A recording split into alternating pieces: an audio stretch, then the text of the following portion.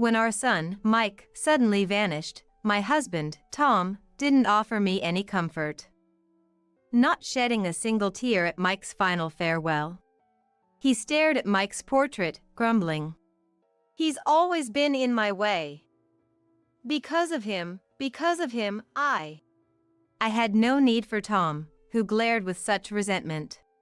Clutched in my shaking hands was Mike's suicide note. Now, it's my turn to take revenge on Tom in Mike's place.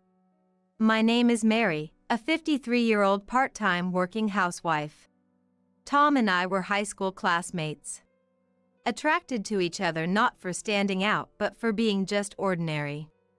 After graduation, Tom moved to Boston for college, and I found employment as a secretary at a small local architectural firm. Long-distance relationships don't last. Airfare's too expensive. It's your fault for not going to college, Mary. I was constantly blamed, and as work got busier, it didn't even take us a year to part ways. Why did we end up marrying, you ask? It was because I bumped into Tom again after he graduated and found a job in Boston. I felt secure in Tom's unchanged simplicity. In hindsight, maybe I was just rushing to marry before turning 30. He was still the miserly type, quick to blame others for anything. It was an odd fate that brought us together as husband and wife, but having been blessed with a son and a daughter, I guess it was worth it. Then, a joyful event took place in our household. Our son, Mike, who had just turned 23, brought home a charming young woman. "Mom, I'm bringing someone over this Sunday. It's someone Dad knows." "What?" I was surprised when I got the call. I hadn't expected him to bring his fiancée. That's because Mike has been shy and reserved since he was young, not the type to actively approach women. "I always thought Mike was handsome and popular with the ladies." But our daughter Anne, who is 2 years his senior, seemed to have seen through him, blessing Mike's engagement. On the other hand, both Tom and I were anxious that morning. "Mike said on the phone that it's someone you know too, Tom?" "What? What did he say the name was?" Tom asked back awkwardly. "I didn't ask that far. We were to be introduced at the engagement announcement today. I didn't know either. Maybe it's the grocery store cashier Tom always goes to at night, or perhaps someone from his workplace." Thinking lightly of it at that moment might have been a mistake. I was over the moon about Mike bringing a woman home for the first time. If only I had noticed the unease in Tom's darting eyes. "Linda here. Mike and I met through a friend. Pleased to meet you." "Linda. How adorable.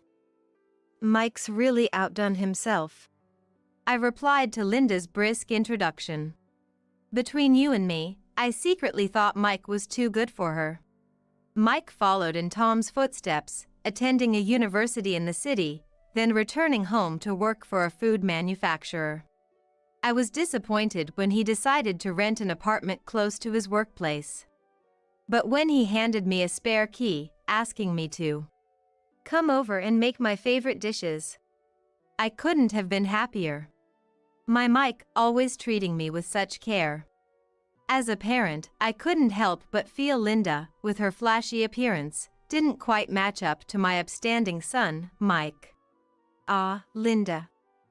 I think I remember meeting her at a restaurant we went to for a business dinner.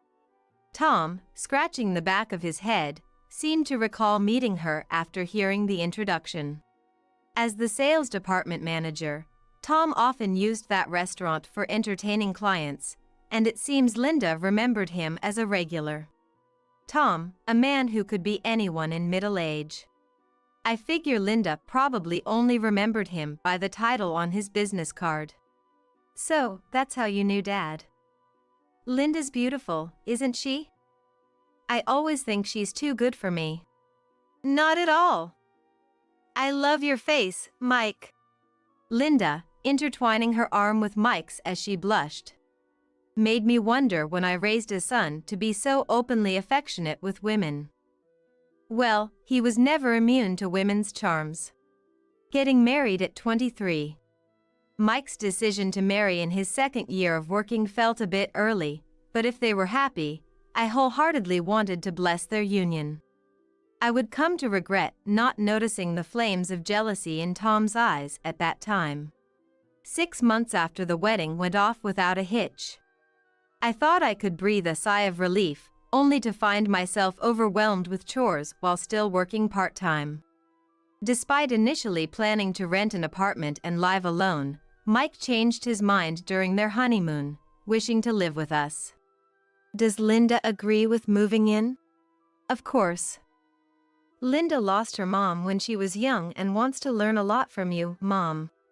Thank you. I hesitated to welcome Mike and his bride into our 20-year-old home, but it was Mike's wish. I couldn't complain about becoming busier. I've missed living with you, but feel free to use my room too. Our daughter, just having graduated from junior college, offered her help for Mike and his new wife by renting an apartment nearby. After discussing with Tom, we remodeled the kitchen, bathroom, and toilet to make them more comfortable for the newlyweds. Mom, thank you. It's like brand new. You did all this remodeling for me and Linda. On moving day, Mike, bright-eyed as he carried in boxes, said, "The new bed is a wedding gift from Tom." Dad, thank you. It's only natural as a parent. Linda, I hope you like the mattress. Watching Linda bounce happily on the bed, Tom looked on with pleasure. I'll work to pay back the remodeling costs from now on. Don't be cheeky. I never expected you, with your meager earnings, to pay us back. Tom was cold to the earnest Mike, despite having smiled at Linda. His long-standing neglect due to work had finally taken its toll. I'm not sure if he wanted to assert his authority as a father, but from that day, Tom's attitude toward Mike became haughty. Do Mike and Linda have no sense of restraint? Just because it's their day off, they stay in bed all morning. It's fine. They're newlyweds. They should enjoy their time together, I said with a smile, trying to calm Tom's anger. Perhaps we could have afforded a duplex for Mike if he got married 10 years later. But this was sudden, and we couldn't manage that much. The kitchen, toilet, and bathroom are shared with us, so Tom is irritated by the disruption to our living rhythm. I'll leave Mike and Linda's meals in the fridge. I'm off to my part-time job. It's a busy day on sale days. I hurriedly took off my apron, glancing at the clock. What about lunch? What? I had hoped for a simple goodbye. Frustrated by Tom's childish remark, always thinking only of himself. Your meal is in the fridge too. Mike said they're eating out. Everyone takes the breadwinner for granted. How can I eat alone? I'm going out for some slot machines to change my mood. Throwing the newspaper on the couch, Tom grabbed his jacket and left the room. I'm sorry. I just couldn't take the day off. I wondered if my words reached Tom's back. Even if they didn't, it didn't matter. I had no expectations for Tom, who always felt neglected and suffered from delusions of persecution. Oh, marriage is indeed a test of patience. Mom, long time no see. Dad seemed upset. Did something happen? Startled, I turned to find Anne standing behind me. Anne. It's just Tom being his usual self. Childish, even at his age. I hate that about him. Yes. But we have to appreciate that he's provided for the family for decades, right? Well, yes. If only he weren't so pompous. I can't stand his sulking. Right. The portraits you draw of Tom are always so grumpy.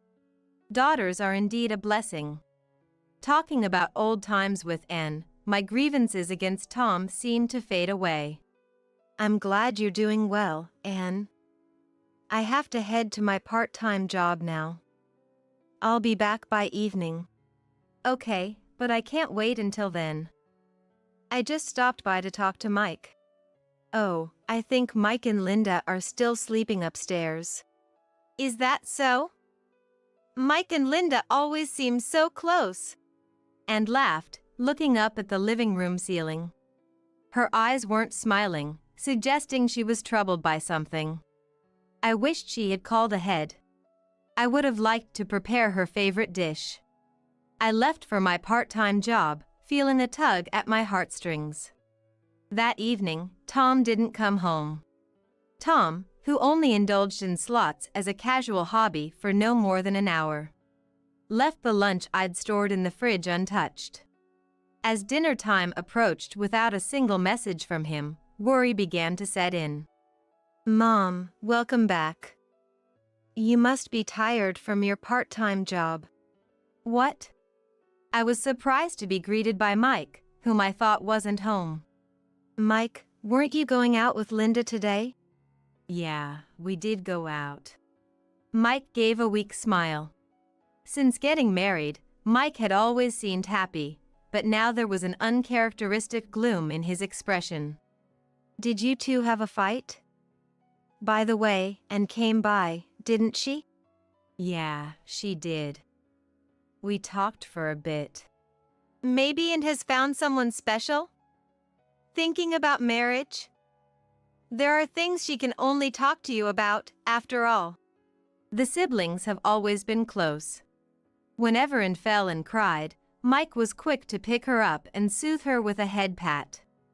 If there was a contest for brothers comforting their sisters, Mike would win hands down. Our album is filled with such precious memories. Then, I'll make dinner for you two as well. I bought some fresh meat on sale today. Let's have steak. Mom, thank you. Linda probably won't be back for dinner, so it'll just be the two of us. What? Mike's comment, as if he knew Linda and Tom wouldn't be returning home, left me pondering. This would be the first dinner just between Mike and me since they moved in. Mom, it's delicious. Thank you for always. Mike always expressed his gratitude before eating, warming me to the core. It was more rejuvenating than any luxurious bath bomb. Late that night, Tom came home, humming a tune and in high spirits. Tom, where have you been all this time? That's none of your business. His mood was good, but his attitude remained poor. Best not to stir the pot. I took great care not to even mention Tom's disheveled thinning hair. Has Mike gone to bed? Yes, probably. Normally, the question would be about both Mike and Linda, but this time it was just about Mike, which felt odd. For the first time in a while, Mike and I had dinner just the two of us. You know how Mike used to eat so little when he was younger? But tonight, he finished a huge steak. What? Just the two of you indulging? With whose money do you think? There's some saved for you too. It's your fault for not coming home. You always talk back like that. That's the problem. If you were younger and more submissive, I wouldn't have to do things like this. Do things like what? Did he accidentally let something slip? Tom covered his own mouth. Could it be debt? Or embezzlement of company funds? My mind raced to conclusions. Given Tom's high salary for someone in his 50s, and considering his appearance, an illicit affair seemed out of the question. Dad, you're home early. Mike interrupted us, as if to prevent an argument. Mike, don't startle me like that. Dad, we need to talk. Seeing Mike's troubled expression, I thought perhaps Linda wanted to end their cohabitation. I want to hear this too. Sorry, Mom. I want to have a man-to-man talk with him since it is going to be the last time.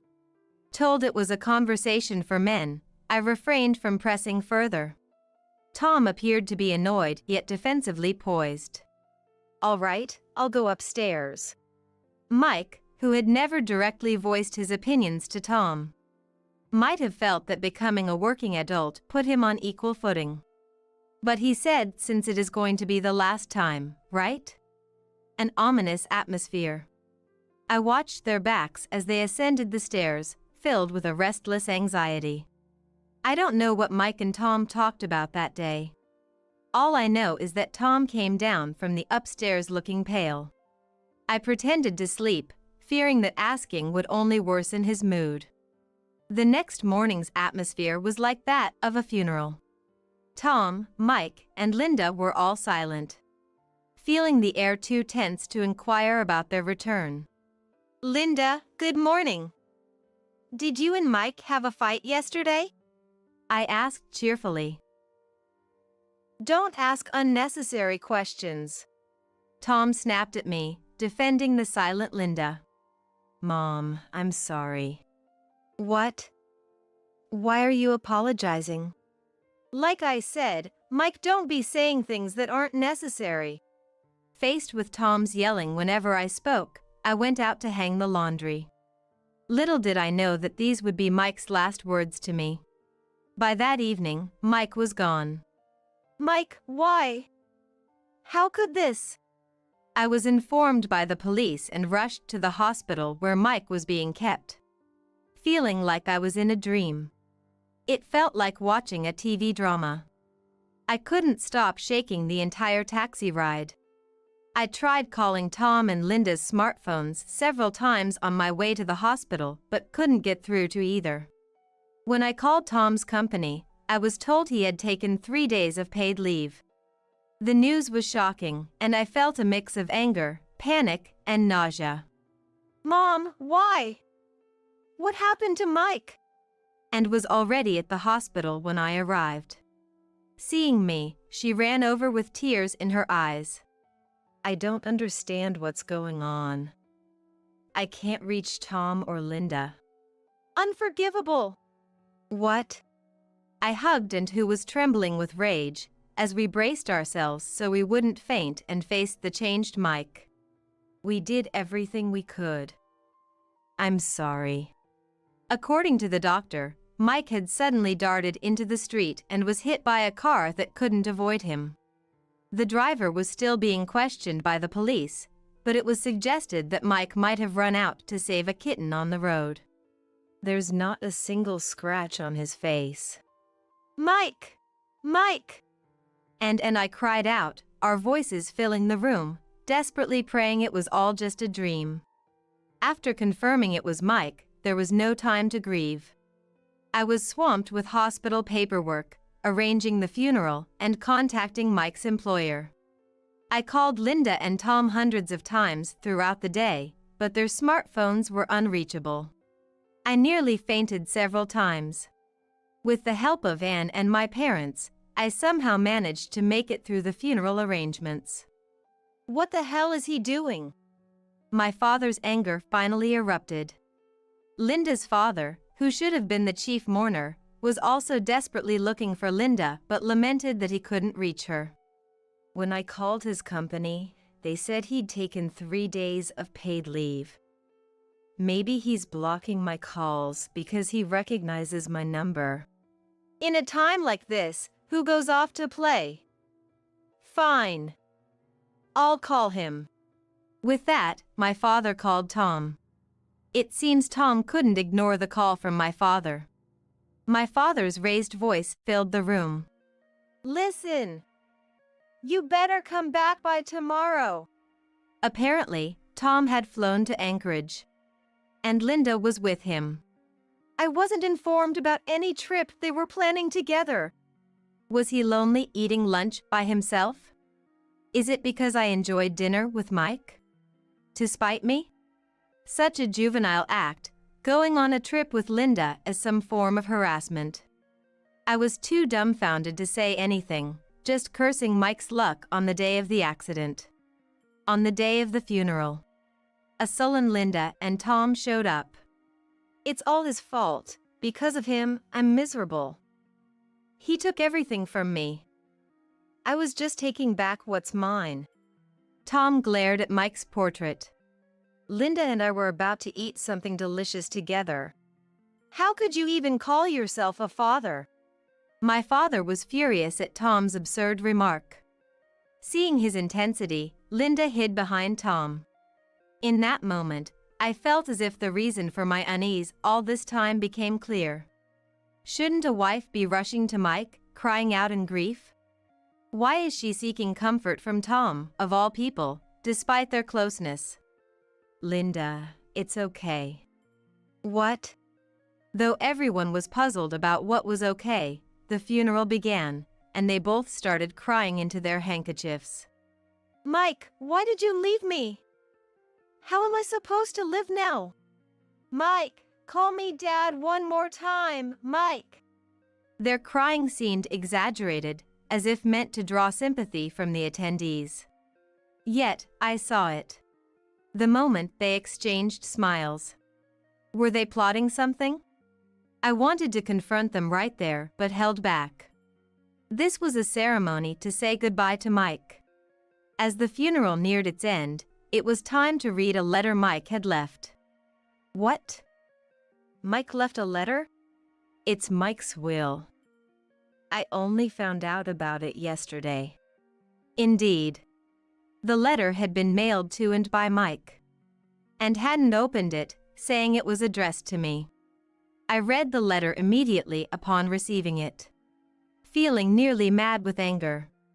What does it say? Don't rush me. I'm about to share Mike's last thoughts carefully. Anger trembled in my hands as I held Mike's suicide note. Now, in Mike's place, it's my turn to take revenge on Tom. I resolved to read the letter myself, standing in front of the microphone. The first half of the letter might be tear-inducing, but it contains the evidence of Mike's 23 years of life. Supported by Anne, I took a deep breath and began reading. It started with words of gratitude for Mike's cherished friends, grandparents, mentors, bosses, and colleagues. Then, it moved to express appreciation to his beloved sister and, promising to watch over her. For me, there were words of thanks for giving birth to him, and apologies for causing worry. It's okay for parents to worry. You don't have to apologize. I wished I could go back to that moment and hug him with all my might, recalling Mike's last words. Sobs could be heard from the attendees. At the same time, murmurs of confusion spread. There were no words for his father and wife.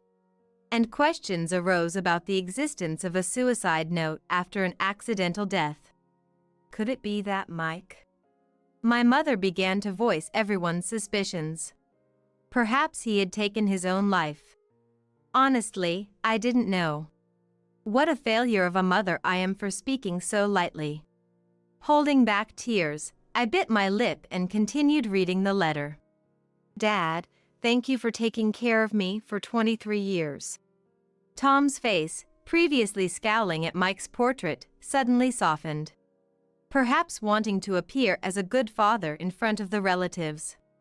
But I wasn't buying it. I heard about you and Linda.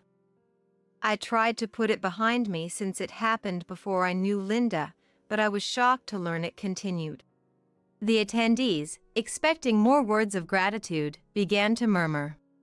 As their gaze shifted to Tom and Linda. Linda, sensing something, went pale. Now I understand why Linda had said she wanted to live with my family during our honeymoon. Perhaps sweating. Linda clutched her handkerchief and began to tremble. The large bed Dad gifted us was for Linda and... Please stop! Stop reading the letter! Linda attempted to snatch the letter from my hands. But her father grabbed her. Shame on you! I didn't raise you to be like this! He shouted, holding Linda by the neck as she wailed. A relationship between me and Linda? Where's the proof? There are plenty of homes where the daughter-in-law and father-in-law go out together. Tom's denial, whether stubborn or foolish, was loud. The proof is with me. A friend from my junior college told me about Dad and Linda's affair. What? The world is small. It turns out, Dad's frequented restaurant for entertaining was where Linda worked, owned by my friend's family. She even introduced Mike to Linda. What? Dad and Linda weren't just eating there, they were kissing. What? That's ridiculous. I debated whether to tell Mike. If I knew it would come to this, I wish I hadn't. And became tearful. Even without Anne's confession, it was only a matter of time before Mike discovered their affair. I resolved to read this part of the letter. Anne told me, but I had already realized. And don't blame yourself. Could you avenge me in my place? I want this exposed to everyone. And collapsed upon hearing this. The worst. Scumbag. Inhuman. Voices condemning Tom filled the room, and Tom himself slumped to the ground. I continued reading Mike's letter as if delivering the final blow. I no longer recognized the dad I knew. I'm grateful for being sent to college, but I cannot call someone who has strayed so far from humanity my parent. The only parent I love is Mom. Dad, Linda, the sin of hurting my dear Mom and aunt is grave. Please leave our home immediately. Mom, I'm sorry for being such a son. I wanted to eat more of your cooking. Mom, I'm sorry. Thank you. My face was soaked with tears as I finished reading. Mike, my dear Mike. My first child. The gentle big brother. My treasure. Even though he must have been suffering the most, he was still worried about me and Anne. I will never forgive you both. I yelled at Tom and Linda with all the strength I could muster. After the funeral, I divorced Tom. I was just jealous. He was better looking, smarter, and he even married Linda, whom I loved. It's all because of Mike that He kept grumbling, but he went silent after I demanded a hefty compensation. I didn't need such a childish husband. Mike was the one who severed that tie. I kicked Tom out of the house. Big bed included. I didn't need that thing. As for Linda, after she went crying back to her parents, I disown you, her father sternly told her. She had no choice but to rent an apartment, too ashamed to step outside. But she'll have to work to live, spending her life in fear of others' judgments. Tom, it seems, was bad-mouthed by his co-workers who attended the funeral and avoided by female employees just for approaching them. Overwhelmed by shame, he resigned. It's his own fault. He should suffer for what he did to Mike. And I started a new life. And came back home, saying it was hard to live alone on a part-time salary. I want to live with Mom after graduating. Oh, and Mike's here too. Our living room is adorned with many photos of Mike and Anne. Mike, with his gentle smile, patting Anne's head.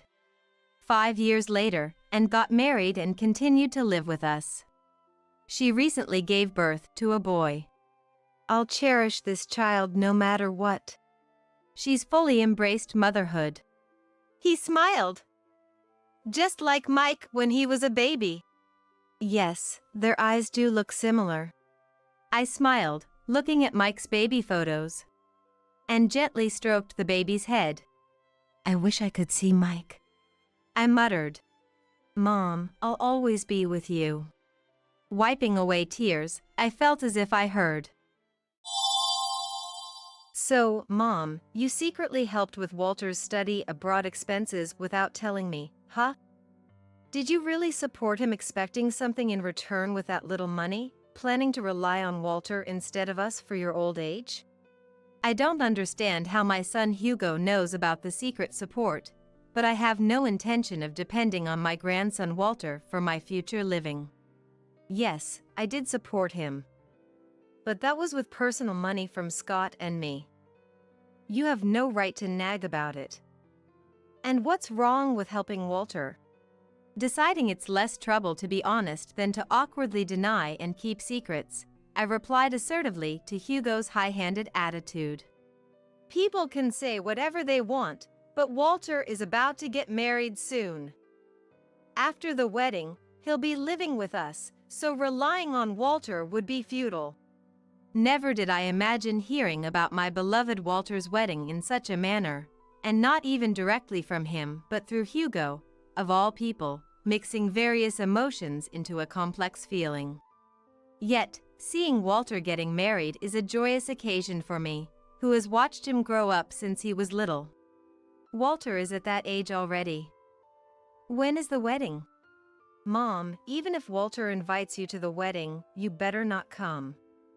You'll be in the way. To be treated as a nuisance by Hugo, my own son, makes me wonder if he even remembers how much I've raised him. Being treated so much as a nuisance made me suspect if there really was a reason he didn't want me at the wedding. All right, I won't go even if Walter invites me. At that point, I decided to accept Hugo's assertion for the time being and see how things would unfold. And then, on the day of the wedding, I was visiting the venue wearing a dress passed down from my mother. Christiana, I've brought the newsletter. On a weekday afternoon, enjoying my usual lunchtime variety show, my neighbor came over, calling out my name loudly, to deliver the neighborhood newsletter. After a brief chat for about 10 minutes, I mentioned I was boiling water, effectively ending the conversation so it wouldn't drag on.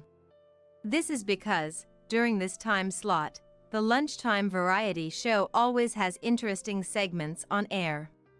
Today's feature was Grandchildren and Grandmothers Special. The segment explored the secrets behind the close relationships between grandchildren and their grandmothers. My name is Christiana, and I too have a lovely grandchild. In my 20s, when my husband Scott and I were blessed with 2 sons, I worked while raising them. After our sons grew up and became independent, Scott and I looked forward to spending a quiet retirement together, blessed with grandchildren, enjoying a typical happy life. One day, our eldest son's family, specifically our grandson Walter, who was still a college student at the time, came to stay at our house. He wanted to spend his summer vacation here to concentrate on his studies. Walter, who had been close to Scott and me since he was little, treated us the same way even as a college student. We were delighted by this. That evening, I made Walter's favorite dish from when he was little, my special fried chicken. Seeing his adorable smile, reminiscent of when he was in elementary school, naturally made both Scott and me smile. After dinner, while watching TV, Walter, with a serious look on his face, said he wanted to talk to us about something. It was about studying abroad. Hugo's family, my son and his wife, aren't exactly wealthy. It's not that they don't have money, but Hugo seems to have a significant resistance to spending money. Walter was able to go to college thanks to his own efforts, having seen his parents' financial attitudes. Walter must have suppressed his desire to study abroad, considering his parents' situation. However, as discussions about studying abroad became more serious at university, he found it difficult to talk to his parents about it and came to us for advice. I want to study abroad for my education, but I can't talk to my parents about it. So, I came to ask you, Granny and Grandpa, for advice. Walter's concern seemed more serious than we imagined, and looking at the study abroad materials he handed us, it was indeed a matter that couldn't easily be discussed with Hugo. Hugo is quite the frugal one, going so far as to say if Walter can't get a scholarship for college, he shouldn't go at all. Still, unable to give up on college, Walter managed to go by combining scholarships and the savings he had secretly amassed from part-time jobs since high school. However, the amount needed this time was beyond what he could handle on his own. Walter's grades in college were excellent, and the school offered some support, but the amount he had to pay out of pocket was far more than a college student could afford. That's why he came to us for help. After some thought, Scott and I decided to secretly use some of our retirement funds to cover the rest of Walter's study abroad expenses without telling Hugo. Even though we discussed it, are you sure this is all right? This money is for you from both of us, okay? It's fine, it's for your sake, dear Walter. Besides, you have a future. It's better for you to use it than for us. Thanks to our support, Walter was able to fulfill his dream of studying abroad. A few years later, sadly, Scott passed away due to a chronic illness, and my two sons are now arguing fiercely about my future care. The younger son and his wife, currently living abroad due to work, think it would be difficult for me, now elderly, to move and live overseas. When this was brought up, Hugo, the elder, accused the younger of trying to push the responsibility of my care onto him. I don't want to do it. Taking care of Mom in her old age? We've got our own family's livelihood to think about. And if we have to add Mom's care into the mix, do you have any idea what will happen? It pained me to see my sons arguing loudly, especially since their argument was about my future care. Both of you, I'm fine on my own. Besides, there's no need for you to fight over me. I told the two of them that if it came to this, I would make it clear that from now on, I intended to live by myself. However, when Hugo heard my words, he pressed me further as if he had remembered something. Speaking of which, Mom, you secretly supported Walter's study abroad expenses, didn't you? Did you support him with such small change expecting a return, planning to rely on Walter instead of us for your old age? I don't know why Hugo knows about the secret support for Walter's study abroad expenses, but I have no intention of relying on Walter for my future life. Yes, I did support him. But that was with personal money from Scott and me. You have no right to nag me about it. And what's wrong with helping Walter? Deciding that it was less trouble to be honest than to deny and keep secrets, I responded boldly to Hugo's aggressive attitude. You can say whatever you want, but Walter is about to get married soon. After the marriage, he'll live with us, so relying on Walter would be pointless. Never would I have imagined learning about my beloved Walter's marriage in such a manner, especially not from Hugo instead of Walter himself, mixing my feelings with various emotions. Yet, for me, who has watched Walter grow up since he was little, nothing could be more joyous than his marriage. Walter is already at that age, huh? So when is the wedding? Don't you dare come to Walter's wedding, Mom, even if you're invited. You'd just be in the way. To be treated like a nuisance by Hugo, my own son, makes me wonder if he remembers how much I've done for him. Being treated this way makes me suspect there must be a real reason he doesn't want me at the wedding. Understood, I won't go even if Walter invites me. At that point, I decided to accept Hugo's assertion for the time being. And then, as time passed, on the wedding day itself, I arrived at the venue in a dress that had been passed down through my family for generations. Guests of Walter and the bride, Marion, were gathering one after another at the reception venue. Among the guests were classmates from their student days and colleagues from work, various people who came to celebrate their marriage. I was told that I had to show the invitation at the reception to enter, so I headed to the reception, where I saw Hugo. Seeing me, who was not supposed to be here, Hugo became furious with a terrible look on his face. You promised not to come even if invited. Why are you here? I led him away to a secluded spot in the venue to avoid disturbing the other guests with a loud voice, and we started to talk. Indeed, I said I wouldn't come on Walter's invitation. But I am here at the invitation of the bride, Marion. I haven't broken any promise. I left Hugo, still angry, saying that I couldn't be late for the ceremony and didn't continue the conversation, quickly leaving the spot. All the guests gathered in the venue, and the ceremony was about to start. I sat in the seats for Marian's guests, eagerly awaiting the appearance of the couple. Feeling unsettled, I caught Hugo's eye as he sat on the groom's side. Seeing me sitting on the bride's side, as I had said, he seemed confused, and despite the joyous occasion of the wedding, he looked somewhat perplexed. I decided to leave Hugo be for the moment and enjoyed lively conversations with the guests invited by Marian, sitting on the bride's side as well. Mom, why did you come? We have to get you to leave before the reception starts. As the ceremony began and the bride and groom appeared in beautiful white attire, the venue burst into applause and cheers. I, too, found myself unusually excited by the sight of the couple's beauty, sending them applause as hearty as anyone else despite my aging body. When they stood before the priest and pledged their eternal love as a family, I was moved, remembering Walter as a small child and marveling at how he was now getting married.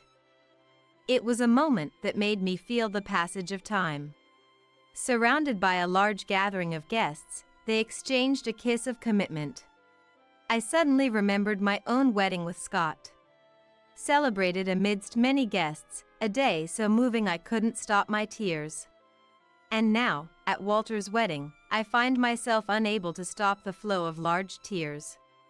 To experience this emotion again, this time at my grandchild's wedding, made me think that living a long life is indeed worth it. After the ceremony ended and the bride and groom had changed, the reception was about to start. Preparing for the reception, I went to the restroom before returning to the venue, but just before entering, I was stopped by Hugo. Without saying anything, Hugo pulled me into a family room and suddenly confronted me. "Why are you sitting on the bride's side? I told you right from the start that I was invited by Marian. How many times do you need me to say it before you're satisfied?" Our loud argument seemed to be heard outside as Walter came into the room, knocking on the door. He stepped between us, calming an angry Hugo, and I explained the situation to him. Seeing Walter enter, and a few seconds after him, Marian joined as well. Walter and Marian, understanding everything, slowly and methodically explained to a calmed Hugo why I was there and why I was invited by the bride, sitting us down on the sofa. First, why I'm at Marian's wedding reception on her invitation is because I was Marian's middle school teacher. During her middle school years, Marian was going through a sensitive period, struggling with friendships and sometimes unable to attend school. As her teacher and as an individual, I was concerned for her. I visited her house several times to listen to her, calling out desperately through the door even if she wouldn't come out. Marian, who wouldn't respond to her family's questions, opened her heart only to me. Thanks to that, I was able to understand the cause of Marian's friendship troubles. It was a misunderstanding between them, and I helped them reconcile their friendship. Afterward, I helped Marian catch up with the studies she missed during her absences from school by tutoring her one-on-one after school hours, allowing her to successfully get into her desired high school. I vividly remember her saying to me at her high school graduation, tears in her eyes, "Miss Christiana, you saved my life."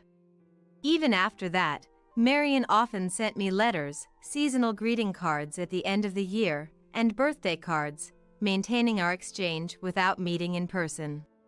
I knew from her letters that she was in a relationship. Marian met Walter in the same international student team at university.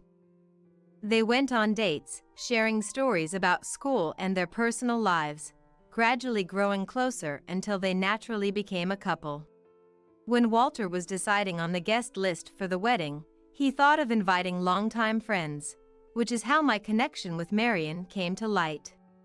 Walter had intended to invite me from the start, but was mistakenly informed by Hugo that I was too ill to attend the ceremony.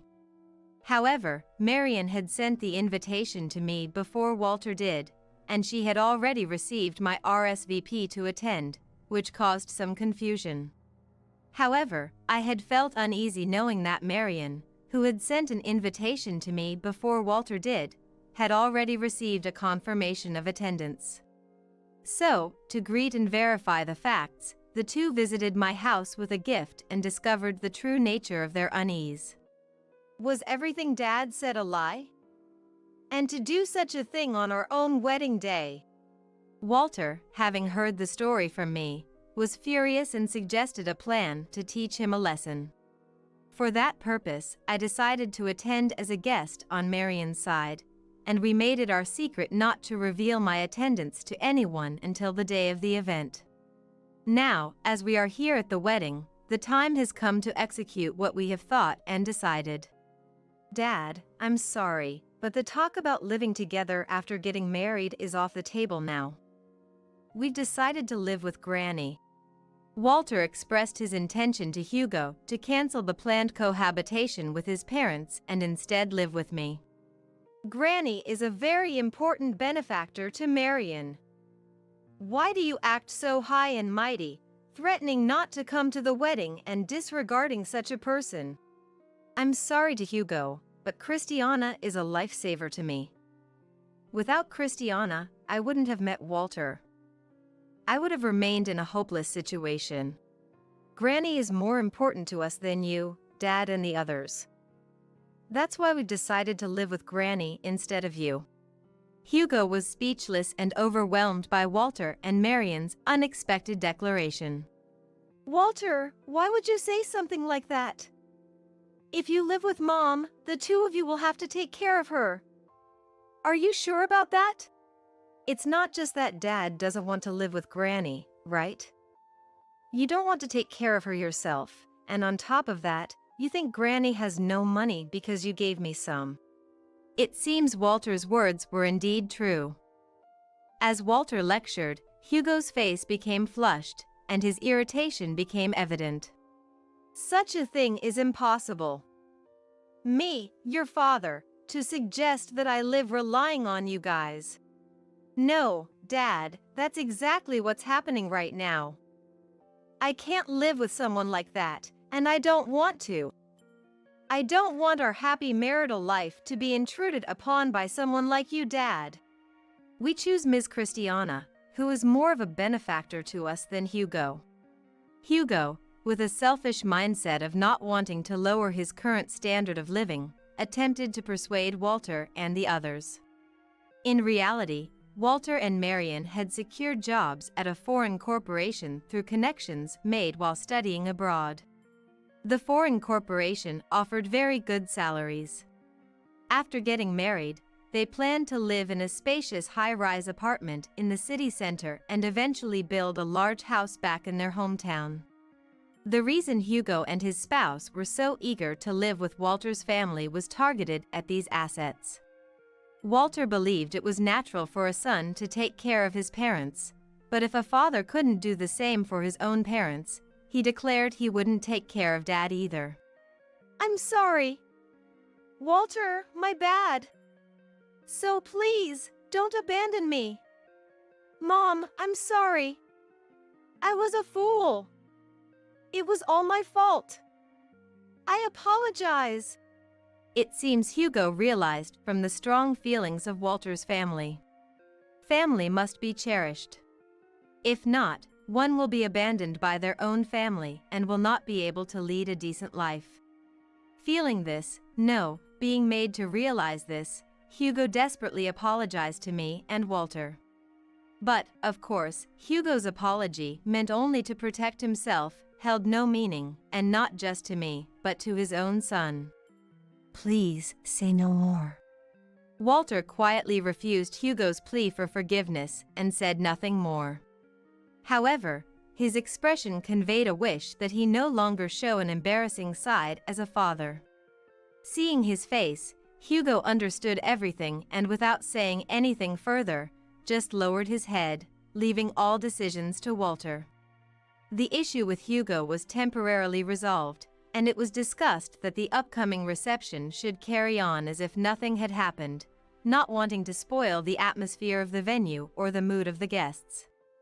We want this wedding to be something special. Despite everything, we want it to end with smiles. So, please, And I'm asking too. I want the ceremony to be a success no matter what. So, I want us to welcome the reception with smiles. Please, help us. Touched by Walter and Marion's earnest request, I agreed to their proposal and promised to act as if nothing had happened at the reception to avoid confusing the guests. The reception went smoothly, and Hugo sat quietly on the groom's side, watching the couple in their new outfits being celebrated by the guests around them. Various events were prepared for the reception, and the Walter couple enjoyed them while moving through the program. Finally, they walked down the aisle prepared outside, and Marion, the bride, performed the bouquet toss. Here it goes! Catch! The pink bouquet flew through the air, drawing a beautiful arc, and somehow, it reached me. I haven't held a bouquet since my own wedding, decades ago. Is the wedding god suggesting I find someone other than my late Scott now? Miss Christiana! Amazing! I really shouldn't be keeping this. As I attempted to return the bouquet to Marion, she quietly grasped my hand to stop me, indicating her agreement. Please keep it, Miss Christiana. With this, you can be happy with Scott forever. And if you keep it, it feels like we will be happy too. Marion's words gently touched my heart, and tears welled up in my eyes. Moved by my tears, Marion, and surprisingly Walter too, had tears in their eyes, creating a peculiar scene where only the bride, groom, and I were crying, observed by the surrounding guests. The ceremony continued with laughter and tears, and concluded successfully with the departure of the bride and groom. Following the ceremony, as I had promised Hugo, Walter and Marion started living with me in their new home. Are you sure about this? It's your new home and your newlyweds. Won't I be in the way of your married life? Not at all. We decided this together, and living with you, Miss Christiana, is like a dream come true. Marion answered brightly and innocently, and Walter, who had just returned to the living room from unpacking, added with a smile. Granny is our benefactor. If Granny hadn't provided the money for my studies, I wouldn't be where I am today, and this marriage wouldn't have happened. I'm truly grateful. Receiving heartfelt thanks from the two I've known for so long made my eyes well up, perhaps due to my age. I hadn't felt so happy to receive words of gratitude since my late Scott told me on our first wedding anniversary. Thank you for marrying me. Ever since. Perhaps, when my time comes, I will remember Scott and these two. I'm so glad they've grown into such kind-hearted individuals. It feels as if their happiness is my own. And now, Dad has also promised to send monthly allowances to Granny and help with daily life, showing his remorse. It finally feels like everything has turned out well. Since the wedding, Walter had been intentionally avoiding contact with Hugo and his wife. However, fearing that he might be completely abandoned, Hugo promised to send money every month and assist with living expenses to maintain their relationship. Still, he prepared a somewhat forceful measure, warning that if something happened to me when he wasn't looking, he would completely sever ties. May I also say something? Both of you, thank you for growing up so splendidly since those days. Thank you for thinking so much of me. Truly, thank you. I couldn't help but hug them both. Overwhelmed with joy, I hugged them a bit too tightly without realizing it. In response to their gestures, I hugged them back tenderly, feeling a breeze of happiness flow through our new home, still dotted with cardboard boxes. I've made a certain decision about living with these two. I'm going to be a powerful granny. Living so robustly that I won't need any care, not touching the money sent to me, but secretly saving it for my great-grandchildren to use one day. And I plan to live long enough to see my great-grandchildren grow up and marry someone special, just like these two.